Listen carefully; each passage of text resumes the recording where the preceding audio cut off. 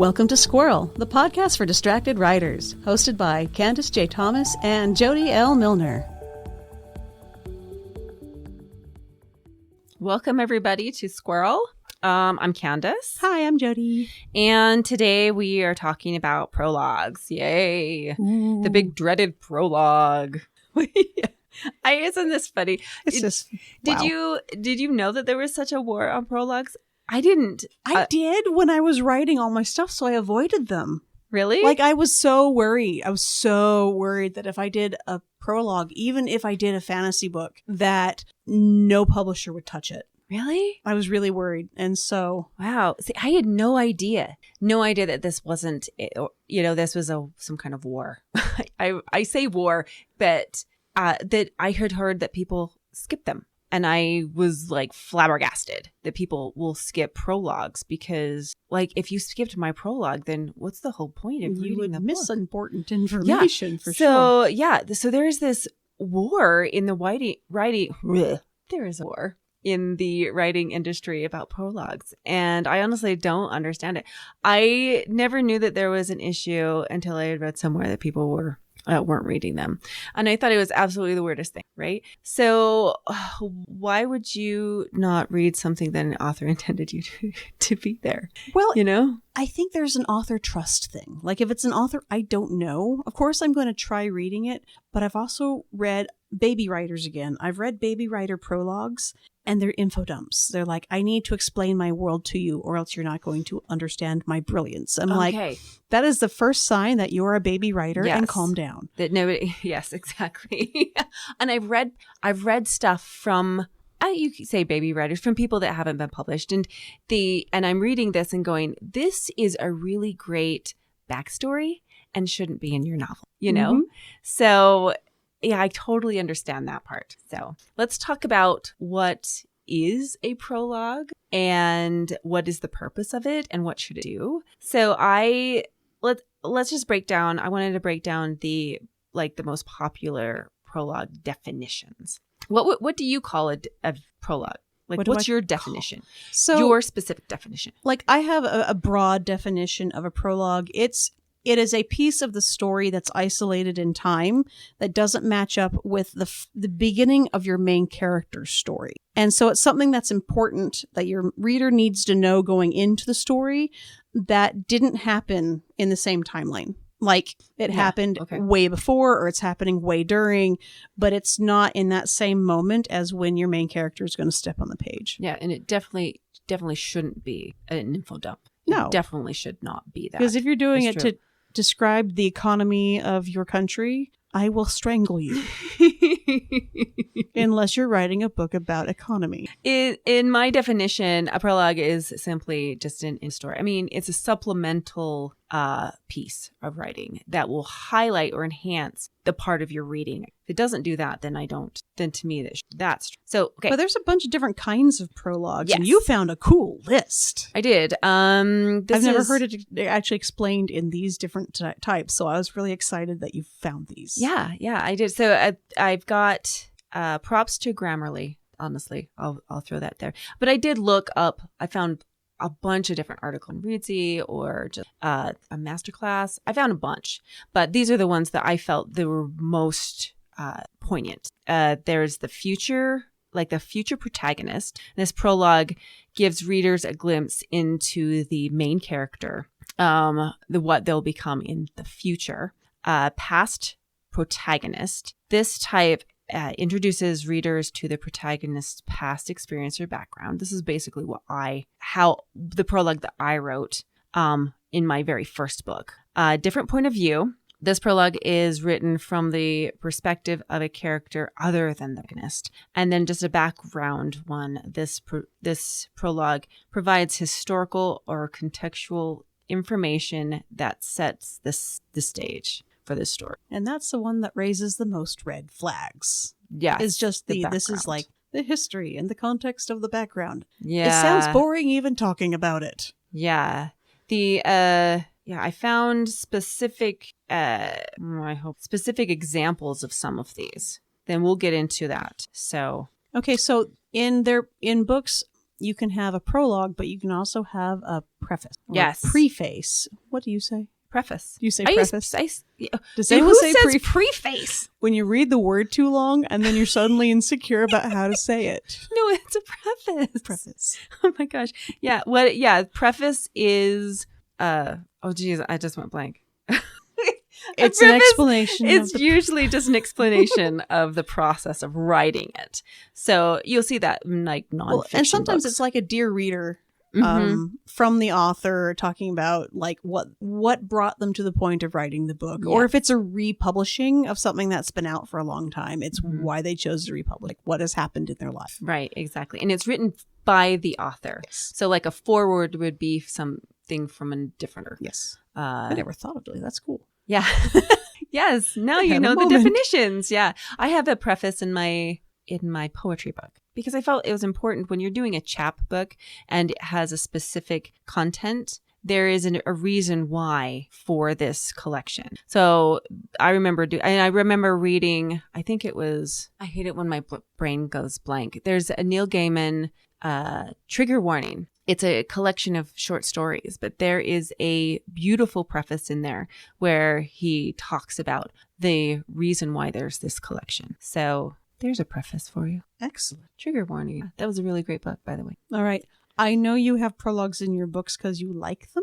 Do you want to talk about that? Sure, I do like them. I don't have any beef. So I have, in each of my books, I have a prologue. And they all serve different purposes. So as I said, the first one, Vivatira, is talking about, it's like an origin story that connects between the main protag and the main antag, their connection to magic. And there is the thing I want to point out about prologues that I don't think that I got a chance to mention before is that for me, a prologue needs to be within highlight something that happens in the third act, so that you are getting little pieces here and there of what happened in the prologue or at least this is the first in my first book. But you don't actually understand the prologue until you get to the third act of the book. So that's something also to think about. In Conjectrix, this helps to establish where a character happens to be at that moment. And when you get to that moment in the third act, you understand why he's there and what's happening. And then Everstar, it's just the fate of a character. Like, you don't know what happened. Everyone thinks that this character is dead, or he thinks that everybody else is dead. That's an important piece I wanted to add to it. Now, I didn't think that deserved its own chapter. A prologue should be short. It shouldn't be like, big, long. If it's longer than 3 pages, it should be a chapter. If it's for prologues, are you laughing? You're I will tell you why laughing. in a minute. Okay. Well, what? Now you got me curious. Yours is excellent, and I didn't follow that rule. You didn't follow that rule? I did not follow the 3-page rule. So how long is your prologue then? I only have one. It is at the very beginning of the third book, and it is long. I don't know how many pages it is, but it's in itself a short story almost. Oh, really? Because it is filling in a historical occurrence that happened like 1,000 years before the trilogy started, but has everything to do with how the trilogy needs to end. Gotcha. And so, well, and that I would say that maybe in respect to Tolkien, he did that. He does a prologue for Lord of the Rings where he has to explain the origin of the rings, right? So, and that's longer than 3 pages. So maybe that's just my personal rule where I only give a snippet of something to look forward in a prologue. So, got it. Interesting. Like I said, I avoid them because I'm scared I'm going to do it wrong. And so I went off and did it wrong. Did you? I don't think you did. I read your first book. It didn't have the prologue. It didn't? No, there was no prologue in the first at all. It just dives maybe in. That's why I don't remember. Like, I never had a problem with it because Should you get to the end of the series one day in the future? So you have a prologue in your third book? Yeah, beginning of the third. I'm getting there. It's not.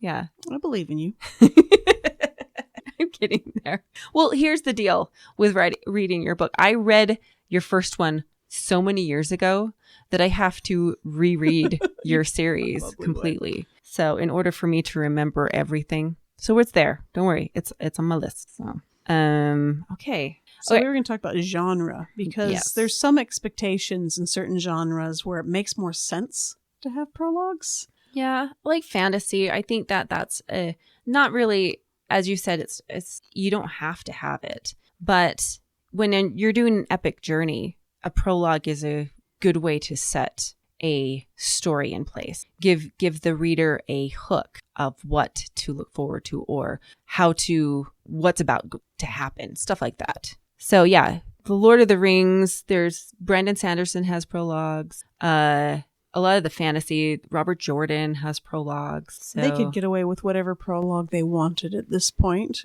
but they do tend to be good, so we will let them. Not like anything I have to say will stop them. I did find prologues in other genres, though. Do you have any? So I tried to remember one, and it's hard because sometimes a prologue is written like the first chapter, and it's hard to tell that it's a prologue until you get to when the main character enters the page. And so sometimes they won't even been labeled prologue, even though I thought that was a rule. But I went back and I'm like, what is a book that has a good prologue? And I'm like, Google, help me. And so I'm like, what are books I've read that it's coming up on this list? I'm like, oh, okay, clearly Da Vinci Code has a really effective prologue because before Robert Langdon steps onto the page, we have a murder because it's a Dan Brown book and he starts every single book of his as a prologue murder. It's just his thing. Spoiler warning. It's the first chapter. That's not a spoiler. Okay. Da Vinci Code's been out for quite a while, so I think statute of limitations has passed on that. Exactly. But that one had, I thought that set up the story in a way that's like, oh my gosh, why is this important fellow getting murdered? Like, it draws you into the story immediately. I mean, there's nothing more immediate than murder. Mm-hmm. So, yeah. I get it. That's low-hanging fruit. No, it's like Castle. Every episode of Castle starts out with a murder, too. Oh, yeah. It's like the Buffy beginning. So, it's like... Yeah.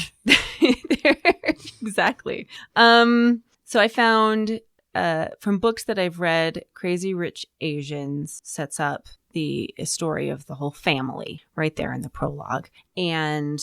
like the racial prejudice, like the situation of where the families and everything from that moment on with their hotel. The Jurassic Park has a great prologue, and it's not in the. I'm trying to think. The movie doesn't. The movie doesn't go into really it. Nod at it. No, but the book does. But the book does. Sure. It has two different.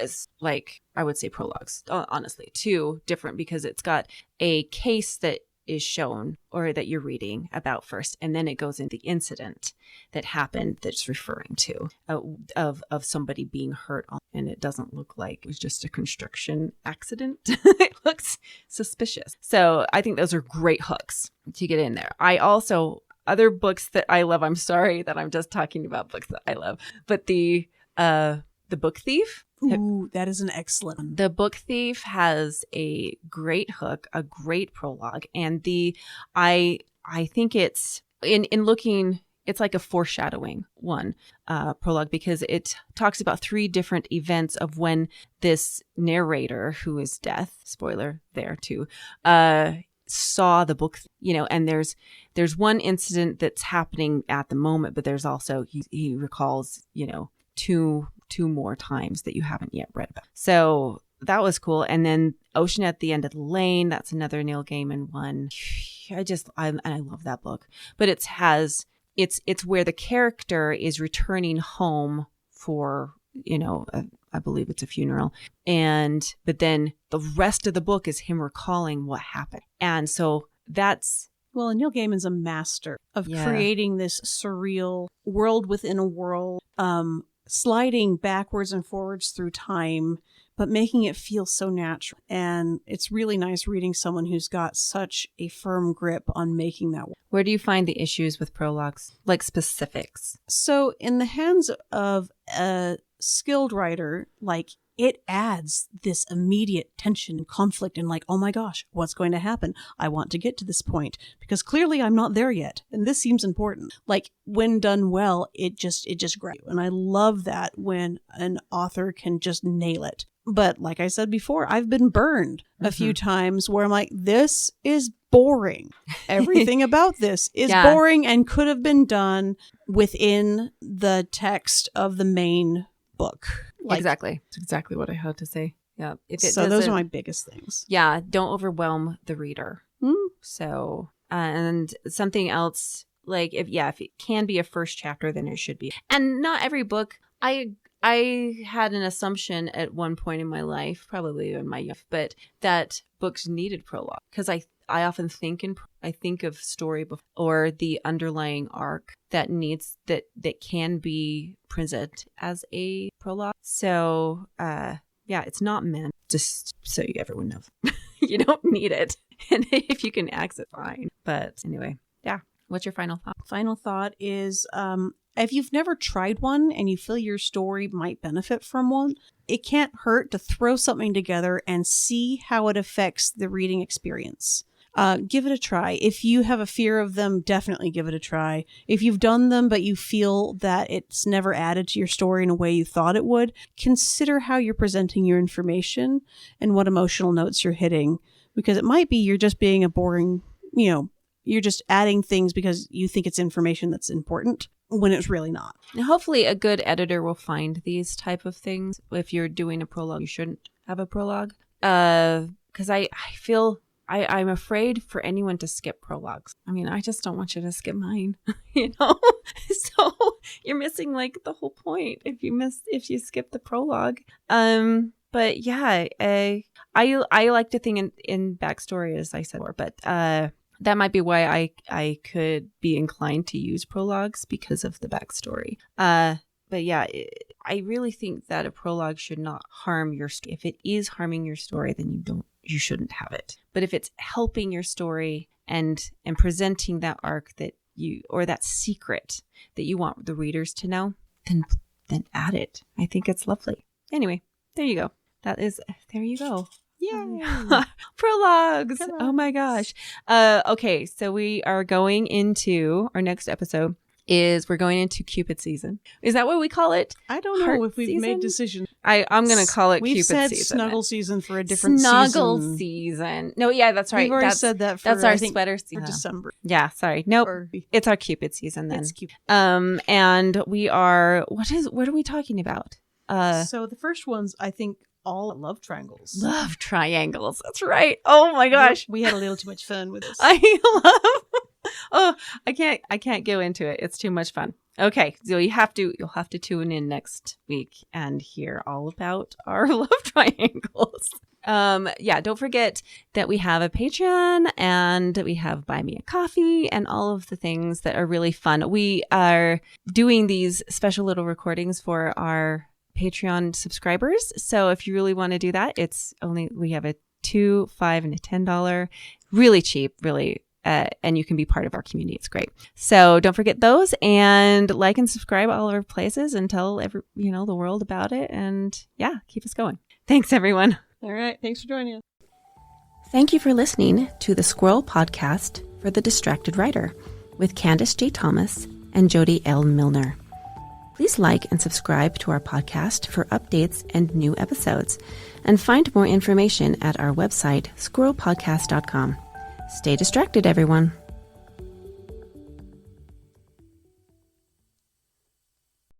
Yeah. You can. On a signing tour. When I'm super famous and I don't have time for you little people. Well, I'm using that as a clip, y'all.